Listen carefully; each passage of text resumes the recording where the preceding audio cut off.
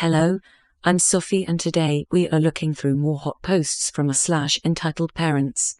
In tonight's first story, an entitled step-sister convinces dad to make a pee by her children presents. This is an edit of a post I made in Child-Free and was banned therefrom for a sarcastic comment about violence. I have edited the post to remove all references to it so you may enjoy it, as in the end, it's a story about the entitled parents getting what they deserve. So I'll start this off by saying that although my wife and I are firmly child-free, neither of us hate children. Generally, if there are kids around and they aren't screaming like banshees, we don't mind them. I also got along relatively well with most of my step-family, but the step-sister went full mombi and turned out to be a pretty rotten person overall and messed up the rest of her family a whole lot, especially where kids are involved. This slow burn starts a full year and a half before my plan came into effect. Earlier in the year, my dad quite sensibly suggested that with the size of our family Christmas party, we skip a generation with gifts to ease the financial strain as the extended family grew. At the time I was struggling with my business and athletic career, and my wife then GF was working on her second master's degree, so I suggested names from a hat, but he wanted to spoil all his grandchildren. I said, fair enough, I'll chip in for almost cruise and buy gifts for my step-siblings, but don't expect anything grand. Dramatis personae for that Christmas party. 32-year-old at the time heavyweight mixed martial artist and strength coach, aka small-time athlete working a day job to barely make rent in addition to training full-time. Thing 1. My oldest niece 12, the SS's daughter. Imagine the most vapid teenager stereotype you can and multiply it by 1000. Thing 2. My oldest nephew 9, the SS son. Living proof that you're never too young to be an usher. Bro, stepbrother. 36, formerly cool dude who gave up on life when his kids were born. Years later, would gain back enough willpower and gumption to physically assault his wife. Spawn 1, 6, youngest niece. Bro's daughter, sweet and shy girl. Terrified by my mere presence, the wisest of the bunch, I am Hitcher. Spawn 2, 7, youngest nephew. Bro's son, a generally nice kid who at this time was partway into evolving into an usher after being constantly told to look up to and emulate Thing 2. Me, 28 at the time. Spawn 1 has brought a Nintendo DS and all the kids are struggling to see play it, so I foolishly offer to loan them mine to lighten the load. Spawn 1 agrees to share with Thing 1, and Spawn 2 agrees to share with Thing 2, having stupidly deprived myself of my means to escape social obligations. I go to the living room to acquire that much older cure for not wanting to deal with other people, alcohol. Not even having had time to pour a dram, my trained ear picks up from the kids' room the unmistakable sound of one human being pummeling another. I politely suggest to Bro that he might want to go have a look, but Bro hasn't given two shits about anything in about 7 years, so he waves it off and I go to investigate. I walk in to see that Thing 2 may be an usher, but is not untalented and is managing to strike, shove into a wall and kick Spawn 2 all at the same time, while attempting to play my DS with his other hand, having decided his turn began the moment I left the room. Thing 1 has simply wrested the DS from Spawn 1, who is now sitting in the corner crying. I shout for the SS, informing her that if she doesn't get in here to break things up before I count to 10, I would have a stern conversation with them. She turns up and separates the kids, and I retrieve my DS. Instead of giving Thing 2 a lesson on sharing and not hitting people, she proceeds to berate Spawn 2, the kid who was beaten for not simply giving up the DS to her little piece of shit and making her son look bad. Thing 1 simply lets out a teenage sigh for the ages and tosses the other DS into the crying Spawn 2. I then excuse myself from the party, thanking whatever gods may be that I don't have to provide gifts for any of those little shits.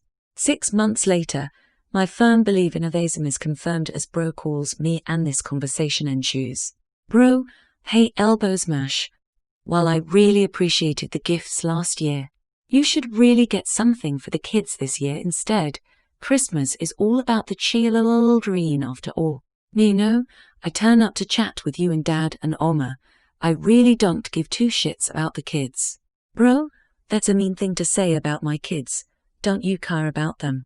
Me, you cared about them so much that at the last party, you couldn't be bothered to break up a fight where your son was being beaten bloody. Bro, thing one is a good kid. The SS said he just had a bad day. Me, he was literally beating your child. You didn't put pics on social media for a week because of the bruises.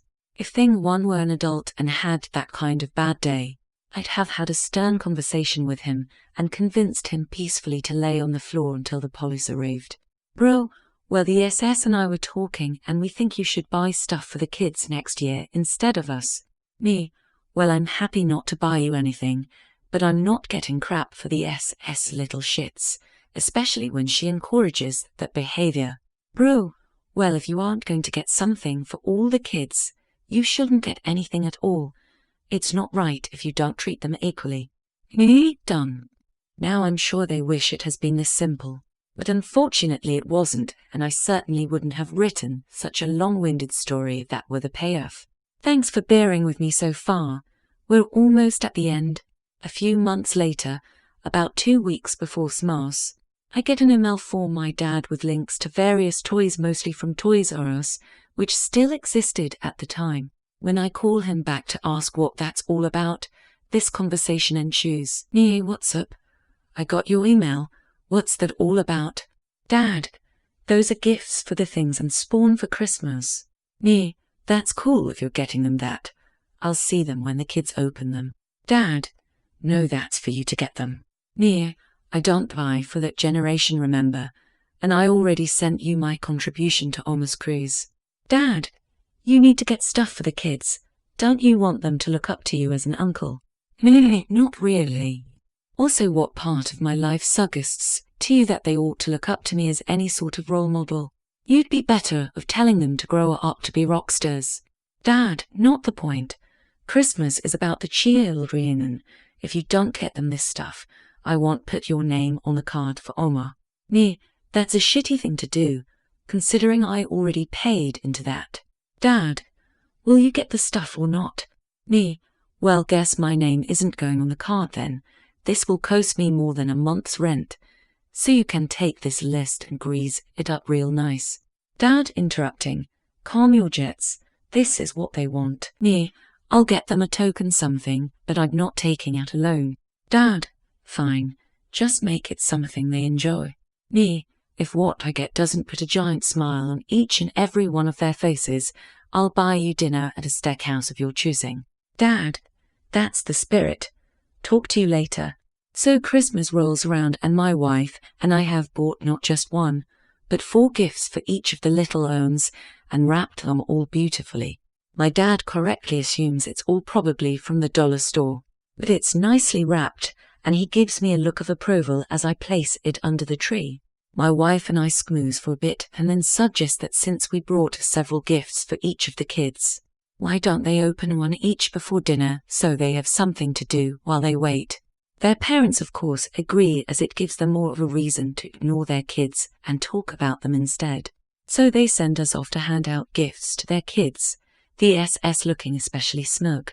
As they begin to unwrap them, I prepare the camera as my wife goes for our coats, and I stick around just long enough to immortalize on film the big shit-eating grin on each of the kids' faces as they see what their gift is. Less than 1 minute later, the first blast from the air on Thing 2's gift can be heard in the hallway. Clearly be my wife and I as we make our way to the elevator.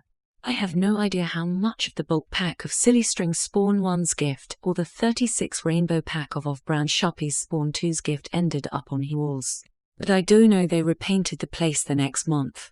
Whether or not the pile of slap-on bracelets we got for Thing 1 ended up on the wrists and legs of the parents as they tried to contain the other 3 will be left to the imagination.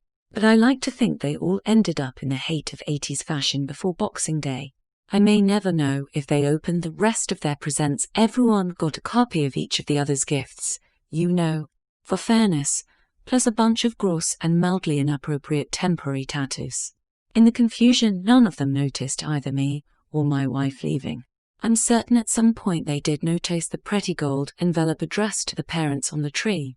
Inside was a very pretty card, blank, but for the following note. This was a warning shot from off the top of my head. I've got a whole year to get creative for next time. Merry Christmas, E. I never bought anyone steak dinner. However, I enjoyed several more Christmas with my Oma and Dad until they passed, and I stopped seeing that side of the family at all. No mention of this incident or gifts for the kids was ever made again.